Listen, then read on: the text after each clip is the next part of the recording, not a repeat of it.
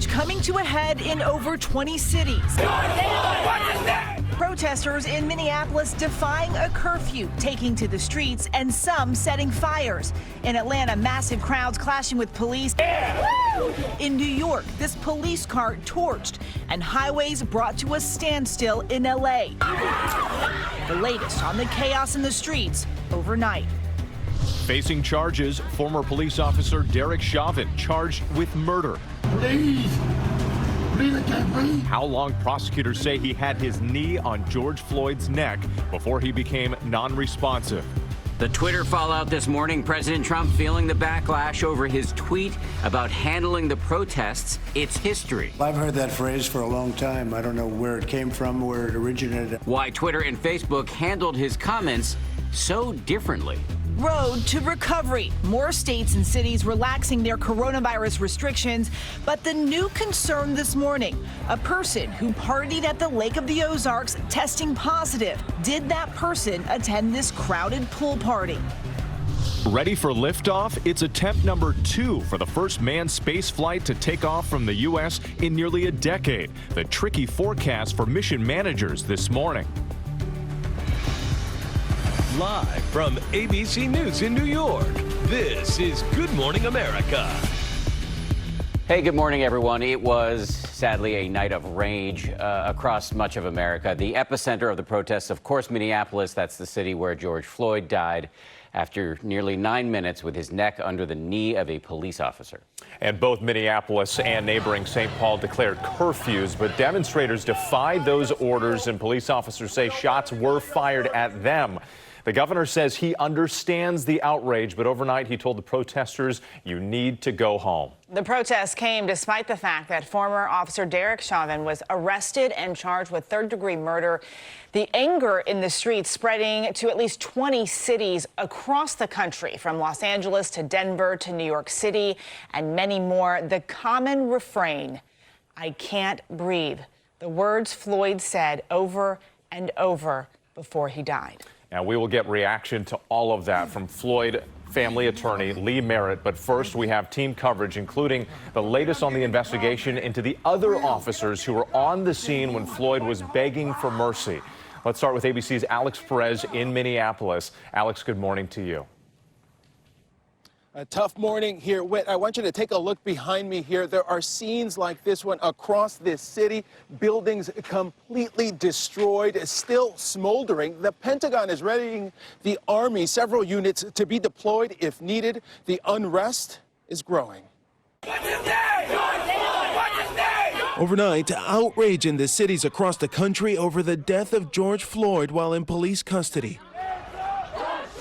In Minneapolis, protesters out in the streets for another night, despite a mandatory curfew. State officials saying they just don't have the resources to contain the protesters. The situation is incredibly dangerous. This is life-threatening. I'm deeply concerned with the people who need to go home. And overnight in Portland, rioters breaking the windows of this Capital One bank, forcing their way inside, while others setting fires in the streets. In Atlanta, chaos in the streets. One car set on fire, a tense standoff between protesters and police at CNN headquarters. Fireworks thrown at officers inside the building, captured live on air. In New York, officers coming to blows with protesters outside the Barclays Center.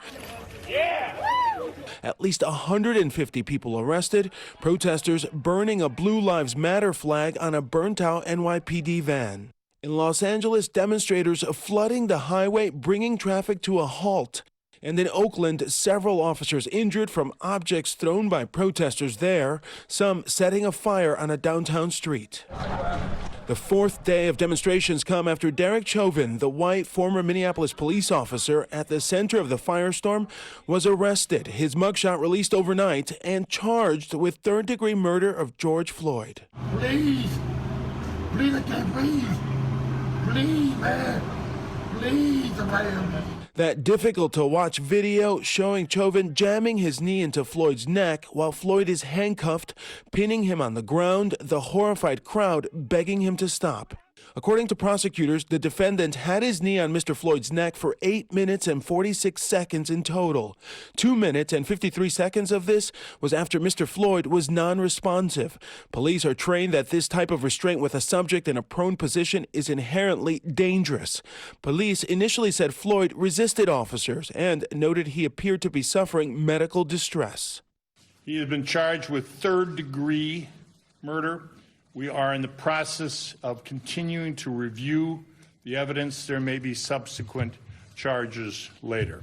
3 other officers involved in arresting Floyd, To Tao, Thomas Lane, and J. Alexander Kung, were also fired and could still face charges. New video shows Lane and Kung also pinning down Floyd as he pleads for his life while handcuffed. I'm not going to speculate today of the other officers. They are under investigation. I anticipate charges, but I'm not going to get into that. Now, based on the charges, the officer who had his knee on Floyd's neck could face up to 35 years in prison.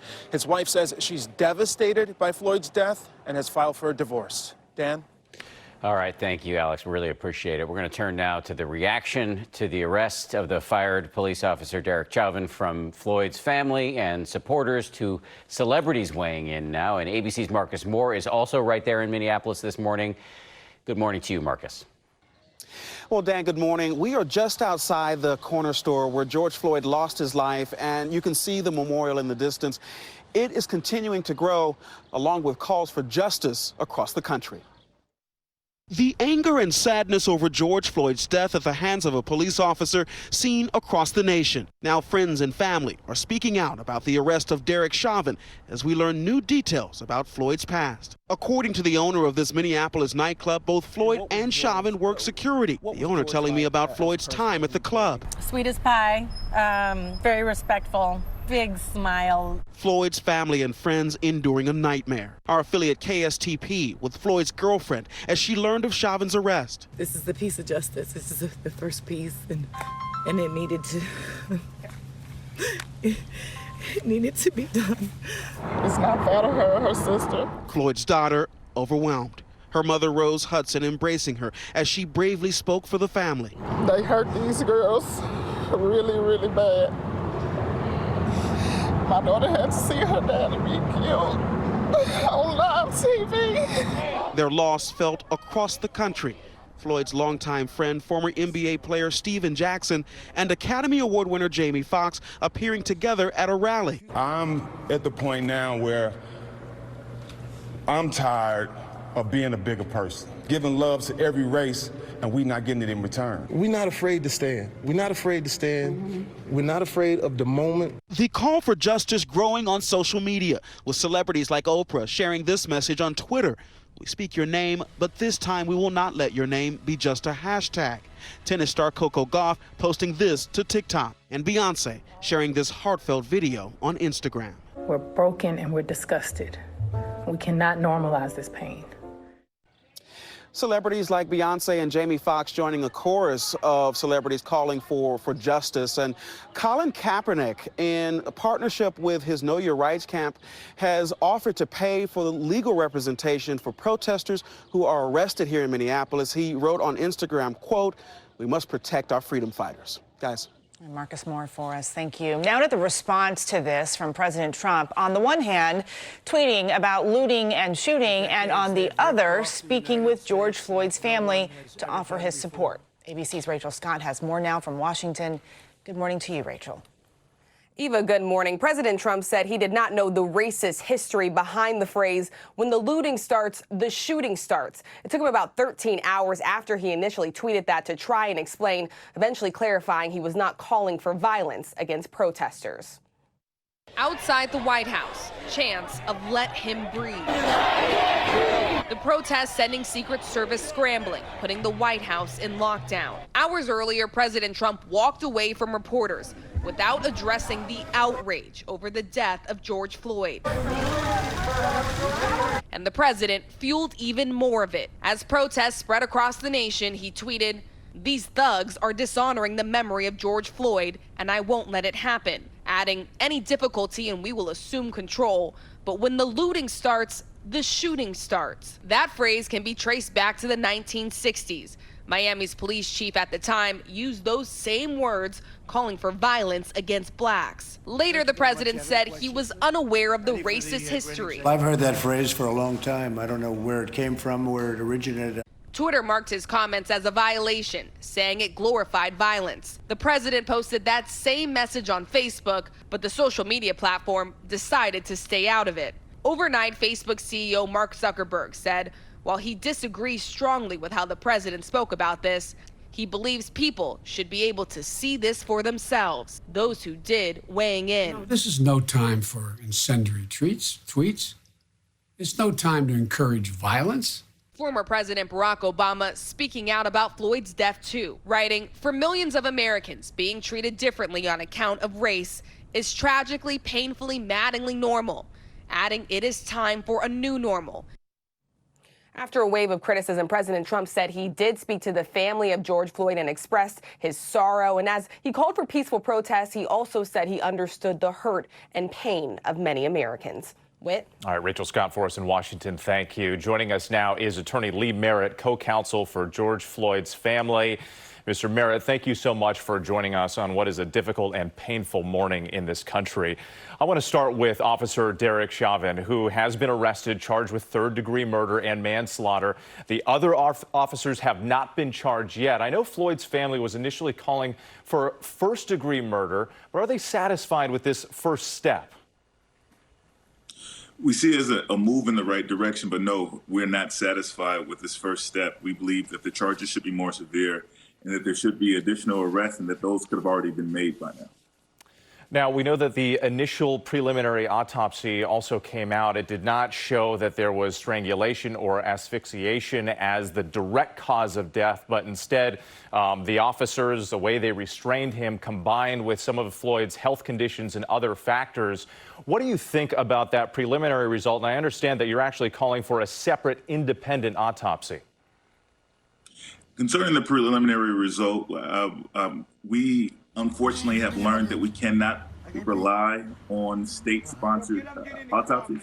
And so we are looking for our own private autopsy. But it is important to note, of course, that restraint, the unlawful, illegal restraint applied to Mr. Floyd was found as a contributing factor to his death. We believe, but for that unlawful restraint, he would still be alive today. 8 minutes and 46 seconds with his knee on Floyd's throat. Also, you just heard our report about President Trump's tweet saying when the looting starts, the shooting starts. He explained that he didn't know the origin of that phrase and didn't mean to incite violence. He also says that he spoke with Floyd's family to express remorse. What can you tell us about that conversation that he had with Floyd's family, and what's their response to the president's comments? Well, that statement was brought up, if not directly by the family, then on the way to the call. We know that we had representatives speak to the president about that comment. We found it both to be dangerous, irresponsible, and disrespectful to the peaceful memory of Floyd. There are people who are hurting. There are people who want to express their outrage in a very controlled way. We haven't seen protesters, we believe, burning, looting, anything.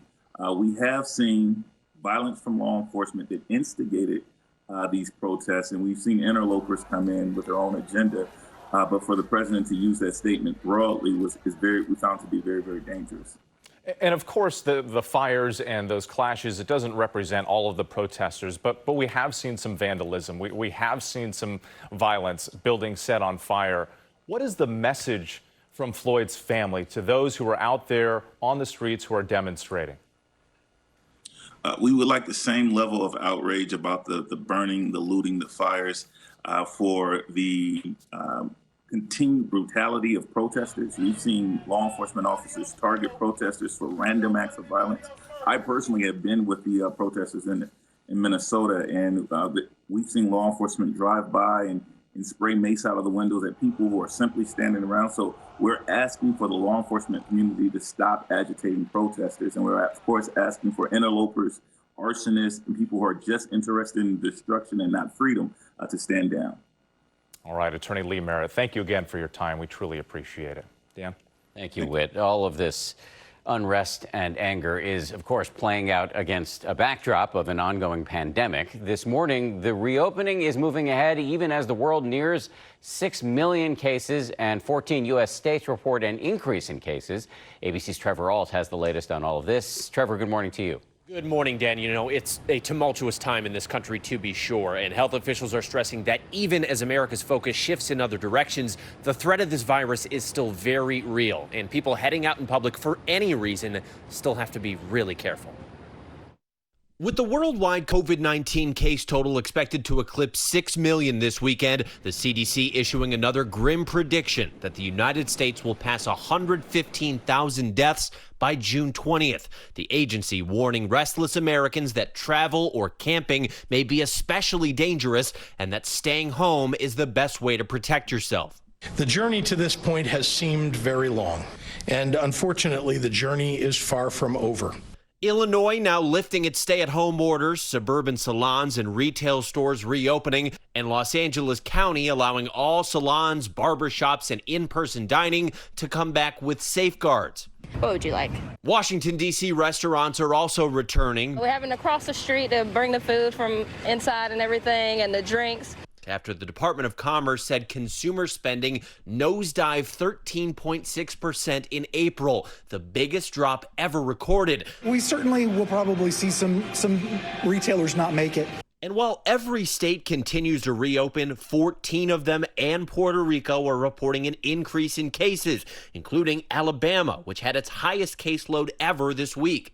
After this Memorial Day pool party at the Lake of the Ozarks, health officials have been notified that a Boone County resident has now tested positive for COVID-19. Out in California, stunning allegations in a new lawsuit against a Hollywood nursing home, alleging they forged a death certificate to downplay the impact of the virus on their patients. But at least a few signs of hope. As the world hunts for a cure, Moderna has started phase 2 of its vaccine trial.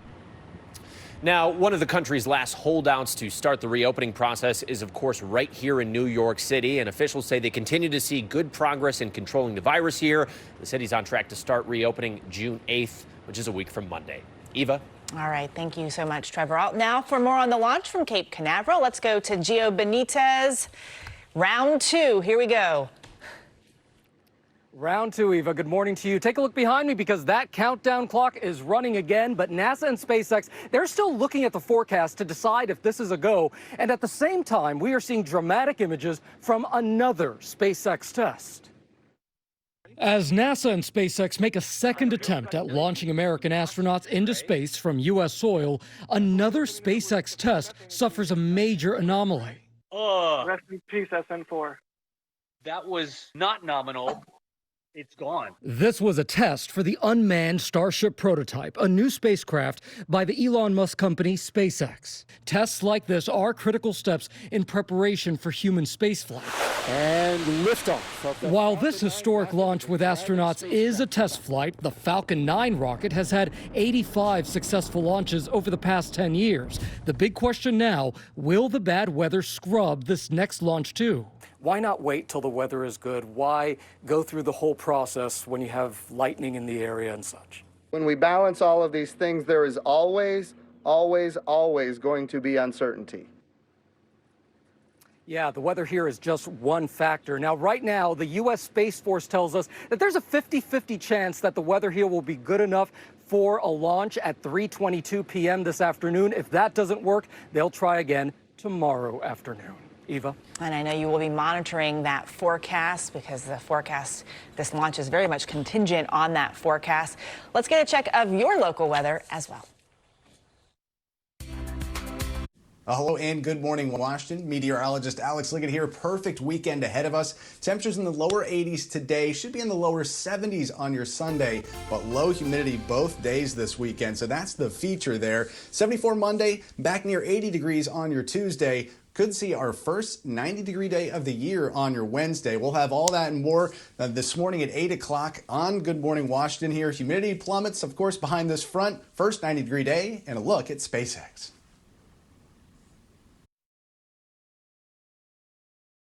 The launch that starts at 3 p.m. Eastern today. A lot of people looking forward to that. It'll be fun. Hopefully the weather holds up. We'll see what happens. Finally, some exciting and constructive news. Exactly. Hopefully something that can unify the country Yes. a little bit as well. Still ahead here on GMA, boiling over how the unrest